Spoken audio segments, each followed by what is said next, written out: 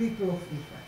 By now you know how unhappy story it is, but how full of hope it was. This is the message of Kabbalah. Never to surrender to the atrocities of the present. Always challenge the constraints of the present, always hoping for a better future, working towards it by studying, interpreting, recreating, imagining, being playful, searching. Always work for a better reality than the one in which you suffer. Let us hope that nobody would ever suffer and that all people all over the world would enjoy what the Kabbalistic literature, based on Mishnaic literature, based on biblical literature, had offered to all the world for peace and justice, freedom and equality, which were fashioned in biblical literatures 3,000 days ago, when the prophet Isaiah had said, "Let there be war no more, let there would be justice all over. May all the people of the world would come to Jerusalem because my house would be house of prayer for all nations." There were more great universal ideas in the prophetic biblical literature than in any other literature in the world. It had been re-elaborated, refashioned, re-articulated, reinterpreted in the course of the halachic avenue for the needs of the present of every community, and it had been re-elaborated and reinterpreted and reworked and reimagining for the sake of the bridge between past, present, and future. Thank you very much.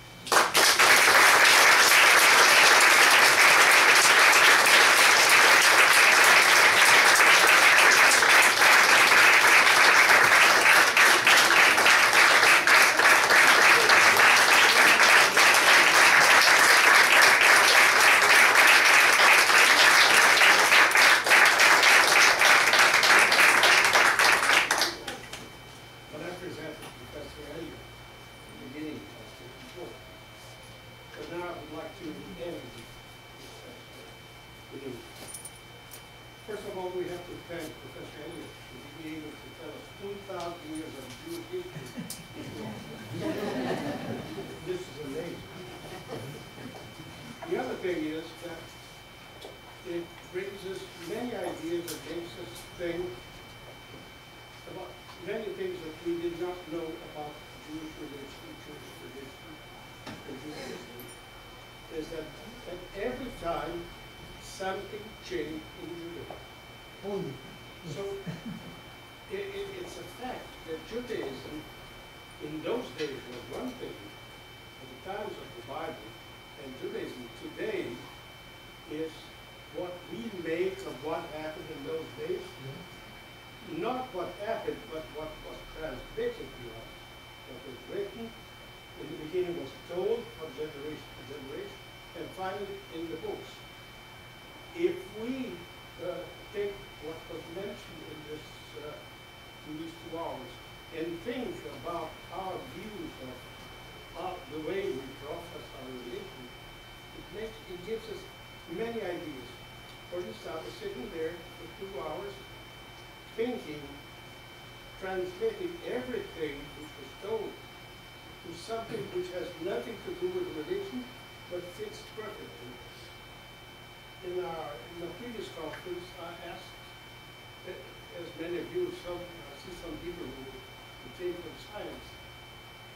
In Jewish tradition, since everything had, let's say, a divine origin, science had no place.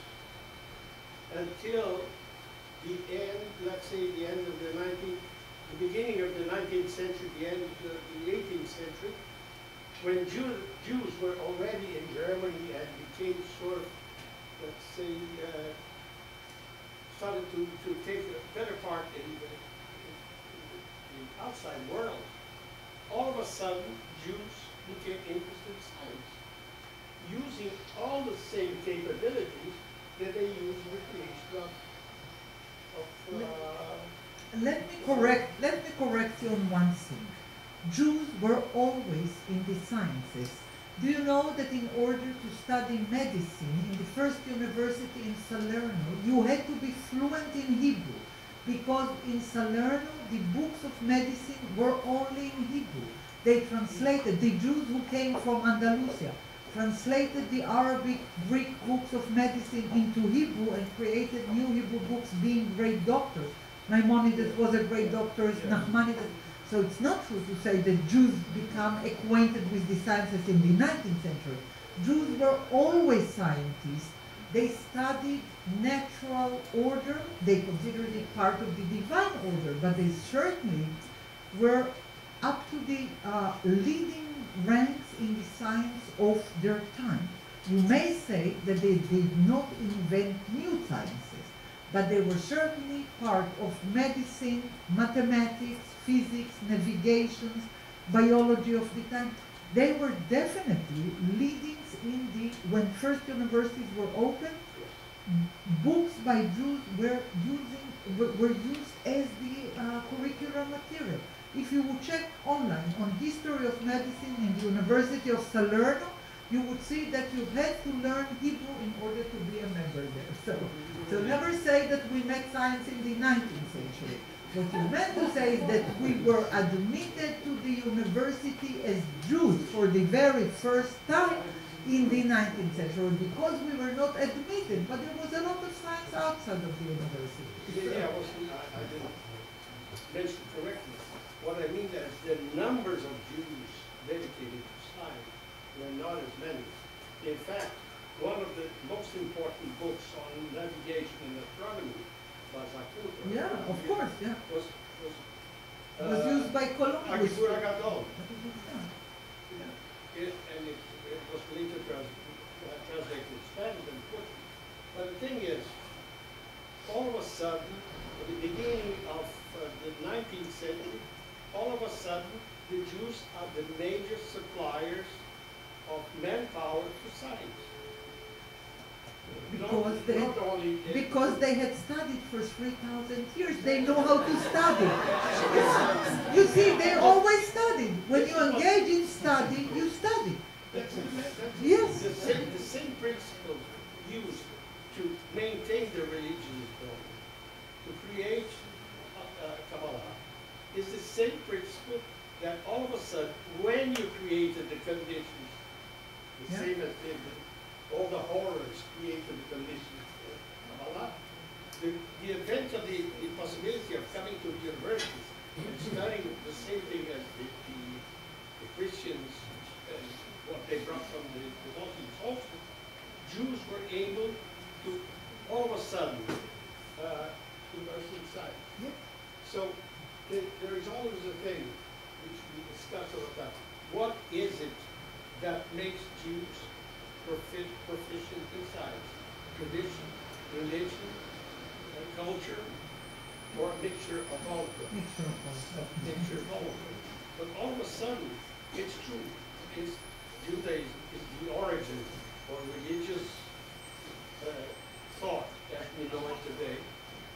These Christians, these Muslims, these Jews, or science, the way it is taught and it's professed. So, whatever you mention, Jews are always the reason for it. You can add to that and no. Do you know where science starts? When you start to ask questions, to debate, and to challenge the common.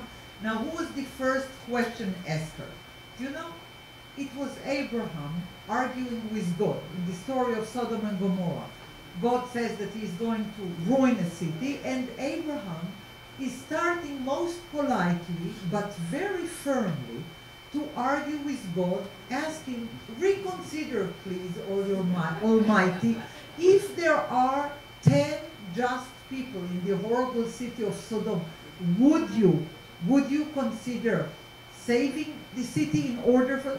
And you know, the very dialogue, this first dialogue, I consider that as the beginning of science because it means that you can always question the authority. You can argue, you can ask, you can offer a different course of action.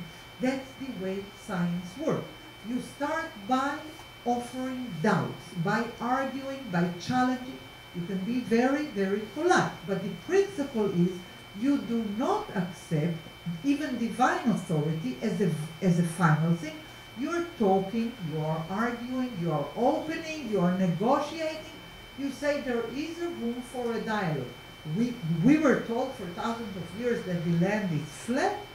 Then came, let's say, Copernicus or Galileo, and they said, dear church, let us have a dialogue about it. The church burned them, okay? But because they thought that there is no room for a dialogue. The Bible tells us, frankly, that there is a room for a dialogue between Moses and God, Abraham and God, Jacob and God. The Bible teaches us that with all due respect to the highest authority, there is always room to negotiate, to discuss, to question, to challenge. It's a very important lesson to remember. If you believe that there is a room for a doubt, express your doubt. If you believe that there is an alternative way of thinking, express it. Try it. Never accept the present as the only possibility. Think out of the box. Think differently. Challenge. That's the way science works. That's the way art works. That's the way religion works. When it is getting bad, when people are being burned for asking questions and offering alternative ways of thinking. Let us hope that nobody would be burned and everybody would be encouraged to ask questions and to cast doubts. That's youth, okay? And that's divine.